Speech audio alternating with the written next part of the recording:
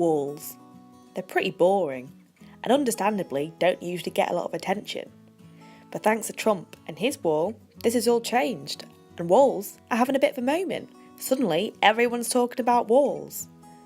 But this isn't the first time in history walls have been big news, not by a long shot, and Trump definitely wasn't the first to try and use them to keep people out. Hadrian, who was Roman Emperor from 117 to 138 AD, was doing it thousands of years before him. In 122 AD, Hadrian began work on a wall that was to separate Roman Britain from the troubled northern tribes who had been raiding Roman settlements in Britain and just generally causing a bit of a nuisance. The entire British Roman army was involved in its construction, and when it was finished it was 73 miles long and 15 feet high, running from the mouth of the River Tyne near the North Sea to the Solway Firth on the Irish Sea. That's a pretty massive wall. Hadrian was living Trump's dream. But impressive as it all sounds, did it actually succeed in keeping all these barbarians under control? Honestly, probably not. The Roman garrisons were far too far apart for the Romans to defend the whole thing at once, and within 30 years it was under attack. And 10 years after that, it was abandoned for a new wall further into Scotland.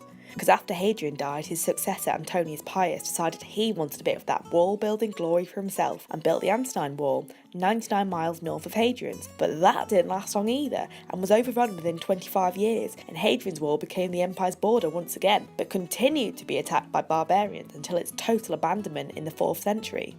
Was all this worth the eye-watering 50 billion denarii it cost to build the thing? The history of Roman Britain and its walls is a bit of a hot mess. But would Hadrian have really cared? His wall was a massive statement of Roman strength. That was probably enough. Plus, there wasn't a massive need for the wall.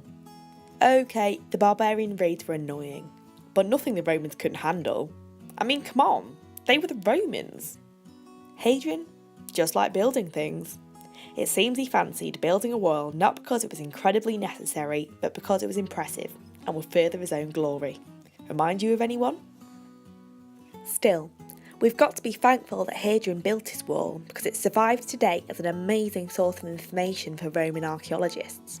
Bricks signed by Roman soldiers, ancient shopping lists, boxing gloves and even a birthday party invitation have all been unearthed along the wall, each giving little clues into what life was like in Roman Britain. For archaeologists, Hadrian's Wall is the gift that keeps on giving.